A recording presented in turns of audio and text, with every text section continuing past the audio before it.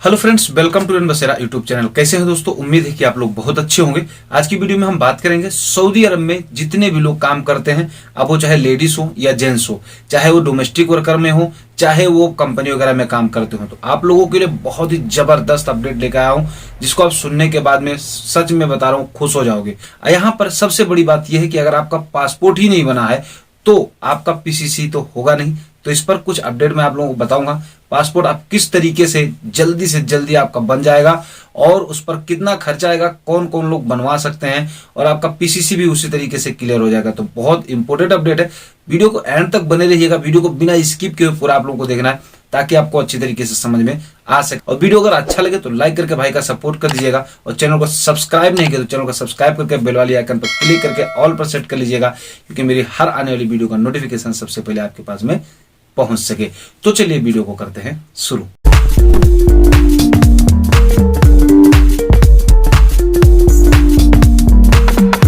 तो यहां पर सबसे पहले हम बात करेंगे इंडिया में पासपोर्ट किस तरीके से आप बनवा सकते हो, वो भी तत्काल में, क्योंकि अपॉइंटमेंट जो है बिना पासपोर्ट के आपको पीसीसी का मिलेगा ही नहीं। अब बहुत से लोग ऐसे सवाल करते हैं, सर पासपोर्ट का और पीसीसी का अपॉइंटमेंट साथ में हो सकता है? तो ऐसा हो नहीं सकता। पहले पासपोर्ट चाहिए, ठीक है, फिर चाहिए वो आपको पीसीसी। अब आप लोगों को कई बार वीजा जुगाड़ लग जाता है, वीजा मिल गया यार और पासपोर्ट है ही नहीं, क्या करेंगे?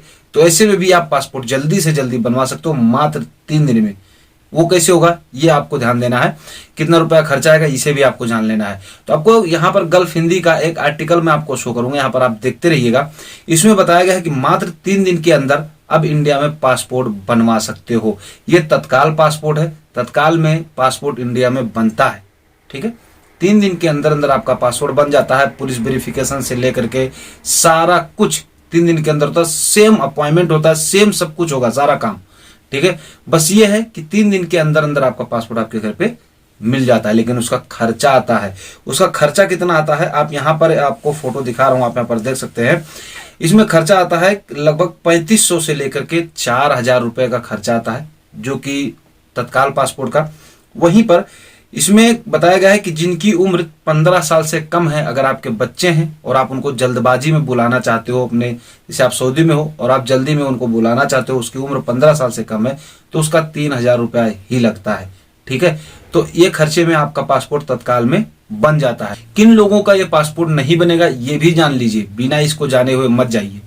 ये यहाँ पर उनको मतलब उनका तत्काल ये पासपोर्ट नहीं बनेगा अगर वो विदेश मंत्रालय से पंजीकरण है, तो उनका तत्काल पासपोर्ट नहीं बनेगा, या उन्हें किसी अन्य तरीके से नागरिकता दी गई है, किसी दूसरे देश के हैं और यहां पर आकर नागरिकता मिली है, तो उनका भी तत्काल पासपोर्ट नहीं बनेगा।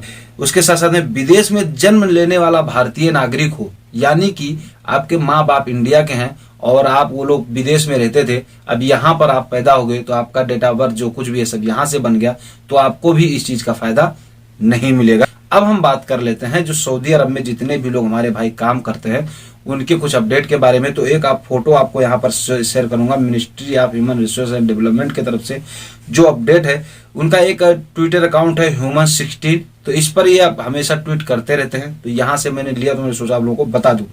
अब देखिए क्या होता है कि कंपनी में आप काम करते हैं या फिर कई जगह लोग काम करते हैं और उनकी फैमिली जो होती है वो भी होती है, ठीक है। लेकिन जो कंपनी वाले हैं वो इंश्योरेंस जो करते हैं आपका, वो कर देते हैं सिर्फ और सिर्फ अपने वर्कर का ही, उनकी फैमिली को नहीं करते। तो यहाँ पर बताया गया है कि अब उनको उनके परिवार के साथ साथ, यानी जो आदमी आपके साथ में मतलब कंपनी में काम कर रहा है, अगर आप अपनी उस दूसरी कंपनी में काम कर रहे हो और आपकी फैमिली यही है, तो भी आपके फैमिली का भी और आपका दोनों का इंश्योरेंस करना होगा, ठीक है। इसके लिए यहां पर बताया गया है कि किसी भी कारणवश अगर कोई भी दिक्कत होती है तो धारा 144 यानी आर्टिकल 144 में यह बराबर लिखा गया, यहाँ पर देख सकते हैं कि इसका आपको चिकित्सा का हर एक, बीमा का हर एक चीज के आप अधिकारिक हैं, यानी आपका अधिकार है। अब यहाँ महिलाओं के लिए जो खबर है उसको मैं बता देता हूं आपको। सेम प्रोसेस, सेम हर चीज है। यहाँ पर ministry of human resource and development की तरफ से ही अपडेट है। तो यहाँ पर आप फोटो देखिएगा, यहाँ पर जितनी भी औरतें हैं कहीं भी काम करती हैं, चाहे वो किसी घर में काम करते हैं, कहीं भी अगर वो काम करते हैं, तो यहाँ पर बताया गया है कि उनको कितने दिन की छुट्टी मिलनी चाहिए और चाहे आप कंपनी में भी आप भी काम करते हो तो आपको भी किस तरीके से छुट्टी मिलनी चाहिए। तो यहाँ पर पहले महिलाओं के बारे में जान लीजिए। यहाँ पर बताया गया कि साल में इनको 21 से 30 दिन का छुट्टी होना चाहिए, इनको मिलना चाहिए। हर उत्सव की 4 दिन की छुट्टी मिलनी चाहिए, और अगर कोई किसी की डेथ हो जाती है कोई भी कारणवश तो इनको 5 दिन की छुट्टी वहां पर होना चाहिए। और उसके बाद हर 4 महीने में 10 दिन की छुट्टी इनकी बनती है। ठीक है, ये नहीं कि लगातार ऐसे सारे छुट्टियां हैं, ऐसा नहीं, हर 4 महीने में इनकी 10 दिन की छुट्टी बनती ही बनती है।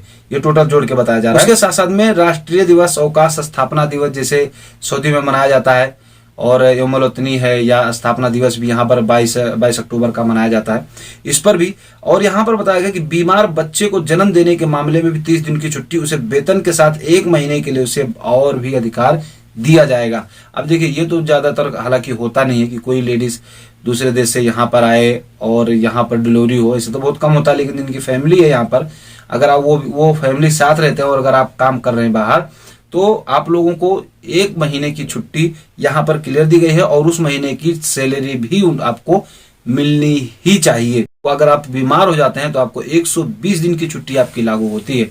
और ये आर्टिकल नंबर 155 में लेबर लॉ के थ्रू बताया गया है। पूरी क्लियरनेस के साथ अगर आपको कोई दिक्कत होती है तो आप लेबर कोड में जाकर के आप केस कर सकते हो। ठीक है, कि आप चीज को, आपको ये चीज नहीं मिला है।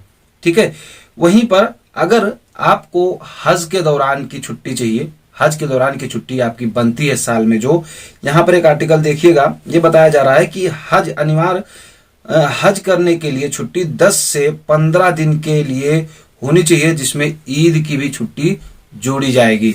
यानी कि अगर आप हज करने जाते हैं तो ईद की भी जो 2-3 दिन की छुट्टी है वो भी, और उससे आगे भी, मतलब आपको 15 दिन की तक की छुट्टी जोड़कर मिलनी चाहिए। अगर आपको ये लोग नहीं देते हैं इसे छुट्टी, तो आप आर्टिकल नंबर 155 के थ्रू लेबर कोड में जाकर के आप केस कर सकते हो इन पर कि मुझे नहीं मिला। देखिए, मैं ये चीज आप लोगों को बता तो दिया हूं।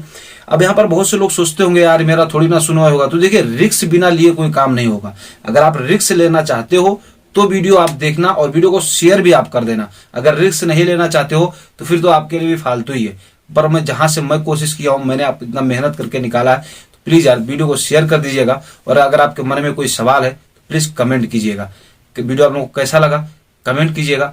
चलिए फिर मिलते हैं आपसे नेक्स्ट वीडियो में नेक्स्ट अपडेट के साथ में। तब तक के लिए जय हिंद।